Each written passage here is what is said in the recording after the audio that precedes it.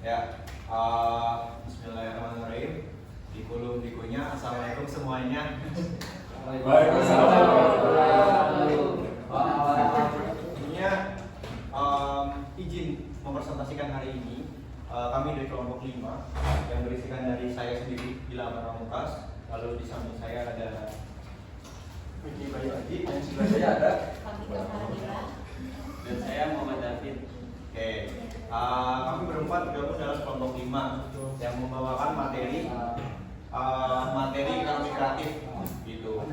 Mungkin untuk mempersingkat waktu dan agar lebih cepat juga, kita mungkin bisa langsung ke sesi selanjutnya aja, langsung ke inti sesi presentasinya. Ya, seperti yang sudah disinggung, kita membawa materi ekonomi kreatif gitu. Langsung saja. Nah, ini ada di materi pertama tentang pengertian ekonomi kreatif. Mungkin bisa langsung lanjut. Ya, saya akan menjelaskan pengertian ekonomi kreatif.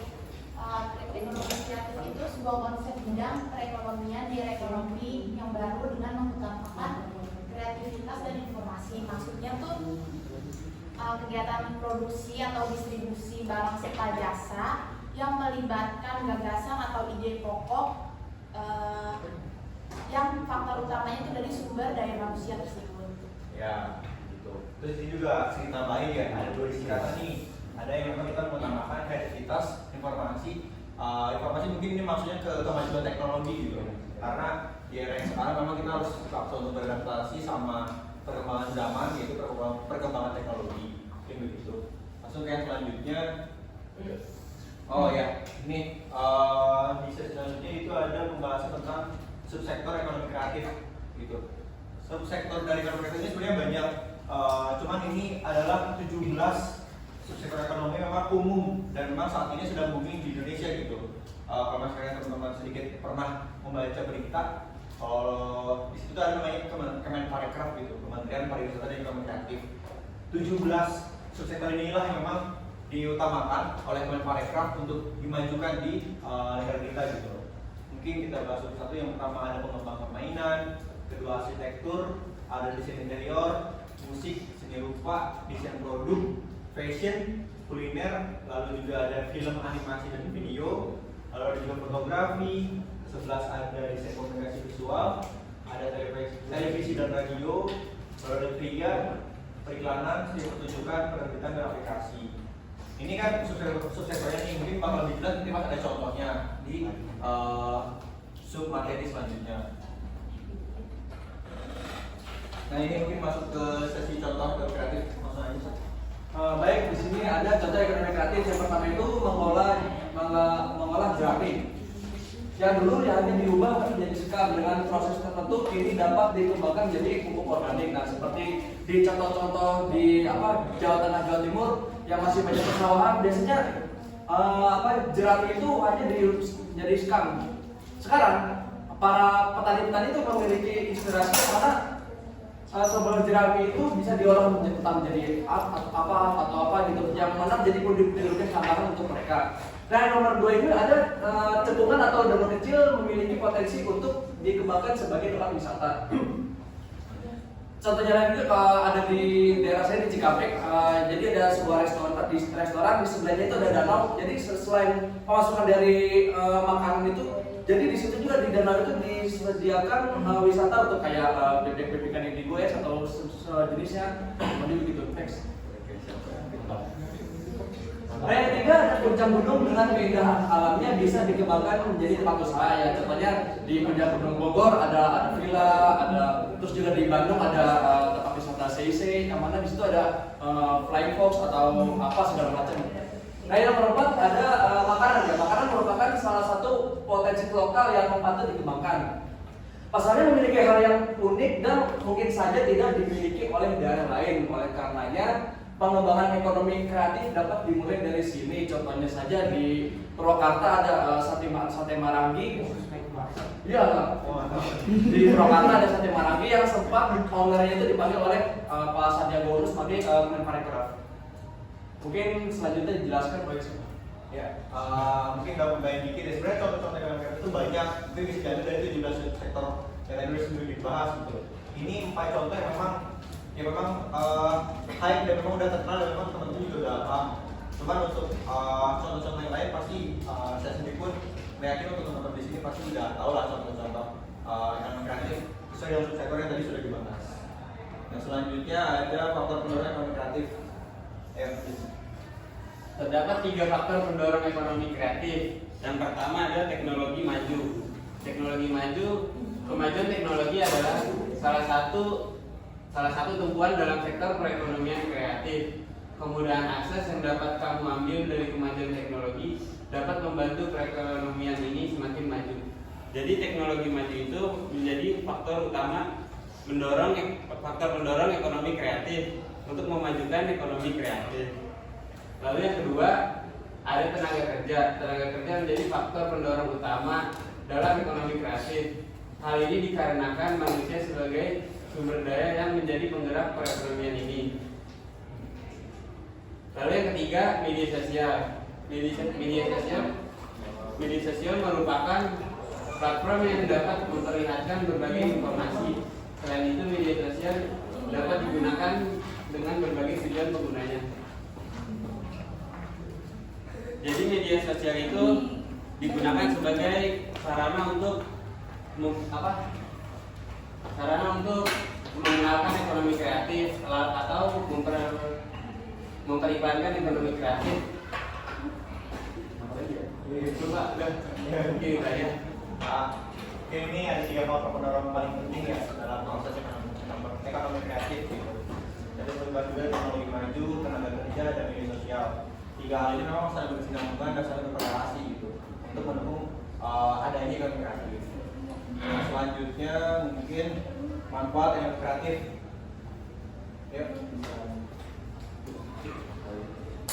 Manfaat ekonomi kreatif yang pertama yaitu membuka lapangan pekerjaan. Semakin banyak inovatif dan kreativitas yang Anda lakukan dalam bisnis Anda, maka tidak luput pastikan akan terus menciptakan produk-produk baru yang akan dijual. Sehingga jika semakin banyak produk yang akan dijual dan dipromosikan, maka semakin banyak juga tenaga ahli yang dibutuhkan.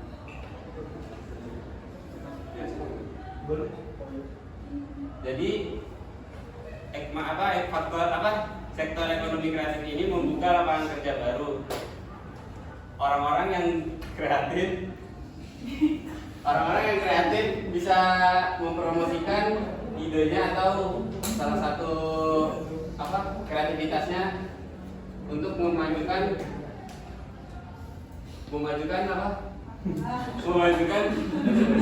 usaha-usahanya. Selanjutnya ada pertumbuhan ekonomi. Pertumbuhan ekonomi merupakan salah satu manfaat ekonomi kreatif karena dapat dikatakan pertumbuhan ekonomi selalu dipengaruhi oleh pertumbuhan bisnis dari berbagai sektor. Lalu selanjutnya ada membangun citra dan identitas bangsa. Manfaat ekonomi kreatif yang terakhir ini yaitu dengan adanya ekonomi kreatif dapat membangun citra dan identitas bangsa. Karena semakin kreatif dan inovatif masyarakat suatu bangsa, maka semakin baiklah citra dan identitas suatu bangsa tersebut. Nah, mungkin langsung masuk ke studi khusus. Di sini ada studi kasus ya tentang strategi pengembangan ekonomi kreatif di era digital gitu. Karena kan kita sebutin juga di bagian subsektor ekonomi kreatif ini ada di beberapa itu di bagian era digital sekarang gitu, kayak misalkan film, animasi, juga ada televisi dan radio. Nah, mungkin ini ada salah satunya itu di bagian aplikasi ya. Jadi ada namanya Zidna Edukasi sebagai pelaku ekonomi kreatif, yaitu menciptakan sebuah karya kreatif yang hasilnya bisa bermanfaat untuk masyarakat. Dia bertempat di daerah kota Jombang. Zidna Edukasi ini tuh kurang lebih udah 2 tahun mengawal bisnisnya dan menerbitkan 2 produk, yakni sebuah buku panduan tutorial berjualan di marketplace dan permainan edukasi berbentuk flashcard gitu. Dalam menciptakan sebuah karya kreatif ini pun dan mengembangkannya di era digital saat ini tentunya tidaklah mudah ya gitu. Tapi karena memang ini dia mengandalkan sisi dari kreativitasnya dan juga dia mengikuti arus perkembangan zaman teknologi, alhamdulillah selama 2 tahun ini dia bisa mengawali dan juga sampai dengan sekarang bertahan terhadap subsektor ekonomi yang dia tekuni. Mungkin itu contoh studi kasus yang memang bisa kita berikan. Sedikit lagi, terlebih lagi banyak yang pesaing di dunia industri kreatif yang mulai bermunculan membuat sebuah usaha itu harus tetap bertahan atau survive dengan memiliki strategi-strategi yang dimiliki diantaranya. Pertama ada menambah jumlah reseller di beberapa kota untuk mempermudah pembelian. Lalu juga yang kedua ada menambah variasi produk atau bisa dianalogikan kita untuk selalu update dan up to date gitu. Lalu yang ketiga ada membuat laporan keuangan, lalu ada juga memperbaiki jaringan promosi terlebih di masa pandemi sehingga produk lebih dikenal oleh masyarakat. Lalu selanjutnya ada mempertahankan hubungan baik dengan reseller, terus juga mempertahankan harga dan memperbaiki kualitas produk. Lalu yang ketiga ada menunjuk salah satu member di dalam grup untuk menjadi agen. Ini poin-poin yang memang menjadi strategi dari si Zina edukasi tadi gitu loh. Karena kan seperti yang kita ketahui tadi Zina edukasi itu memperjualbelikan produknya itu di marketplace gitu. Dan ini strategi yang memang diarahkan kepada digital marketing. Mungkin itu aja dari kelompok kami. Sekian presentasinya. Untuk mempersingkat waktu mungkin bisa kita langsung masuk ke sesi tanya jawab aja. Bagi teman-teman yang sekiranya ingin bertanya bisa langsung ajukan tangannya, lalu sebutkan nama dan asal kelompoknya, lalu memberikan pertanyaan. Ini begitu. Kemudian ya. Oke. Sebutannya ya, saya Arya Suci dari kelompok 3. Tanya soal subsektor ekonomi kreatif di poin nomor 9 tentang film, animasi, dan video. Kalau tidak salah di beberapa tahun yang lalu itu ada salah satu karya anak bangsa yang ini ya rata-rata kalau saya salah, ada sebuah animasi yang berjudul Battle of Surabaya, di mana Battle of Surabaya ini dirumorkan di Indonesia itu tidak laku si karya ini, tapi pas dipasarkan di luar negeri itu tuh malah laku deras. Nah, saya minta tanggapan kalian, itu kan salah satu bentuk ekonomi kreatif ya dari karya anak bangsa. Kenapa di negara kita malah nggak laku gitu loh? Seharusnya itu jadi dobrakan yang baru gitu untuk kita. Kalau dari saya sih itu aja, saya minta tanggapannya gitu kita. Oke, mungkin ada mau di atau di jawab dulu? Tangan dua aja. Ini siapa lagi? Udah belum? Yang pertama Udah. Pertanyaan saya sih soal ini ya, kan di sini ada contoh ekonomi kreatif. Terus ada contoh yang pertama itu mengolah jerami yang dulunya hanya diubah menjadi scrap. Nah sekarang maksudnya gini ya, ini kan termasuk di daerah terkecil yang kecil gitu, maksudnya kayak kreatif hal yang kecil. Nah pertanyaan saya, bagaimana sih kalian cara menginovasi dari contoh kreatif ini agar jadi pemerintah? Kan ini termasuk kayak apa ya? Apa sih itu namanya? Iya UMKM gitu. Biar dibantu pemerintah gitu, biar itu bisa mengikut luas gitu. Untuk luas dalam artian buat pemasarannya gimana? Ya, bisa jadi pemasarannya, bisa jadi Lebih maju itu dari dia Pemberdayaan. pembayarannya. Iya. Silakan. Ya, saya Muhammad Hafiz dari kelompok 6 di bertanya. Kesulitan, menurut kalian kesulitan apa aja sih dalam mengembangkan bisnis di era ekonomi kreatif saat ini? Kesulitan apa aja dalam mengembangkan bisnis di era ekonomi kreatif ini?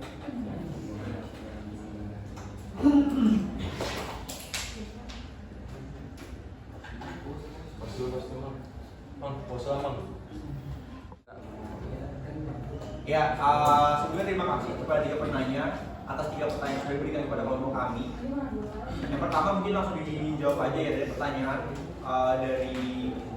dari Alvin gitu. Dan mungkin tadi poinnya lebih ke minta tanggapan kan dari kelompok kami atas permasalahan yang memang ada produk karya anak bangsa yang justru lebih laku di luar negeri dibanding dalam negeri. Itu menurut saya sendiri sepakat itu menjadi suatu permasalahan di negara kita ini gitu. Cuma balik lagi di poin pembahasan yaitu tanggapan dari kami ya. Tanggapan dari kami ada 2 poin. Yang pertama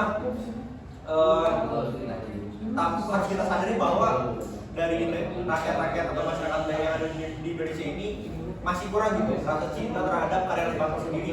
Itu harus kita akui karena mereka mungkin terlalu terlalu digerayani oleh akan banyaknya produk-produk luar negeri gitu loh, yang mungkin secara branding lebih kencang dan memang disupport oleh pihak pemerintah di luar negeri tersebut, bahkan disupport oleh pemerintahnya sendiri gitu loh, untuk produk mereka masuk dalam negeri kita.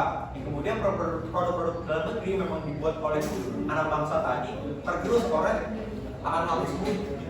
Itu yang pertama. Lalu yang poin kedua, variasi sama dari jawaban yang pertama, sebenarnya karya anak bangsa ini bisa kita adu gitu sama produk luar negeri, dan buktinya kan pas kita masukin produk dalam negeri ini di luar negeri kan laku gitu. Cuma di saat ini pertanyaan kenapa di luar negeri laku tapi di luar negeri enggak? Menurut saya harusnya itu ada campur tangan dari pemerintah gitu sebagai salah satu pihak yang memang memegang peraturan dalam negeri dalam konteks perjualbelian lah, sektor ekonomi gitu loh. Karena memang ini masuk dalam sektor ekonomi kreatif, harusnya pemerintah ambil alih gitu loh untuk membantu karya anak bangsa atau UMKM dalam memasarkan produknya. Intinya segala bentuk dukungan dari pemerintah itu pasti berarti gitu loh, entah dari birokrasinya, perizinan ataupun pemasaran itu pasti bakal bisa membantu dari UMKM atau dari anak bangsa tadi gitu. Nah, di sini permasalahan yang kedua itu intinya nggak ada support dari pemerintah yang benar-benar mensupport kepada UMKM atau anak bangsa tadi gitu. Karena mungkin ini dari perasaan pribadi ya, sudut pandang subjektif saya, pemerintah ini kadang baru mau membantu ketika memang sudah viral gitu. Contoh udah viral nih kayak anak bangsa, baru di-upload nih ya kan sama berita lah atau sama si menteri sendiri nih, Sandiaga Uno gitu. Jadi udah viral baru di-explore lagi, sedangkan kan memang dibutuhkan itu adalah karya anak bangsa yang memang masih di bawah gitu, belum yang masih di atas. Kalau di atas kan memang soalnya dia udah bisa survive gitu. Mungkin begitu sih untuk pertanyaan pertama. Untuk pertanyaan kedua bakal lanjut sama Vicky. Baik, untuk pertanyaan kedua dari Sinta Fitrayu ya. Ini dulu ini. Tentang kenapa sih usaha itu intinya kenapa usaha itu tidak dibantu ya oleh pemerintah atau caranya agar dibantu. Nah, sebenarnya gini, kalau untuk dari awal kita memulai usaha itu sebenarnya dari instansi pemerintahan itu mempersilahkan rakyat-rakyatnya ingin menghimpun modal kepada instansi pemerintahan dengan cara membuat proposal lalu dikirimkan ke instansi pemerintahan. Nah, setelah lepas dari situ pastinya juga ada bantuan-bantuan kayak misalkan entah promosi atau bantuan ya segala macam, entah atau apapun segala macam itu pasti akan disupport secara penuh oleh instansi pemerintahan. Cuman memang kadang ada beberapa instansi pemerintah juga yang mungkin agak keberatan bahasanya untuk membantu dikarenakan tadi disinggung oleh Gilang, karena memang dia belum famous ya, belum terkenal banget, jadi nggak kurang disupport gitu. Mungkin ya kalau udah famous itu baru disupport mungkin gitu. Selanjutnya dijelaskan oleh siapa? David ya. Selanjutnya saya akan menjawab pertanyaan dari Hafiz. Kesulitan apa saja yang kalian alami dalam mengembangkan ekonomi kreatif? Terdapat beberapa faktor yang kesulitan dalam mengembangkan ekonomi kreatif. Yang pertama, kurangnya kuantitas dan kualitas SDM kreatif. Lalu, dukungan pembiayaan yang belum lancar, serta kurangnya apresiasi terhadap karya dan insaf kreatif. Selain itu, ekonomi kreatif di tanah air saat ini masih dihadapkan pada masalah SDM yang sebagian besar belajar secara otodidak sehingga kualitasnya belum cukup merata. Mungkin cukup itu yang bisa saya sampaikan dan menjawab pertanyaan Hafiz. Gimana? Hafiz, Rata, sama lagi mungkin cukup ya? Cukup. Oke. Karena memang untuk sisi pertanyaan dirasa sudah cukup. Jadi saya mau dari teman-teman kelompok 5 sobat, terima kasih banyak dan mohon maaf bila mana ada kekurangan atau salah-salah kata dari kami. Sekali terima kasih. Saya tutup kesempatan kali ini. Bila bisa bilang Assalamualaikum warahmatullahi wabarakatuh. Waalaikumsalam.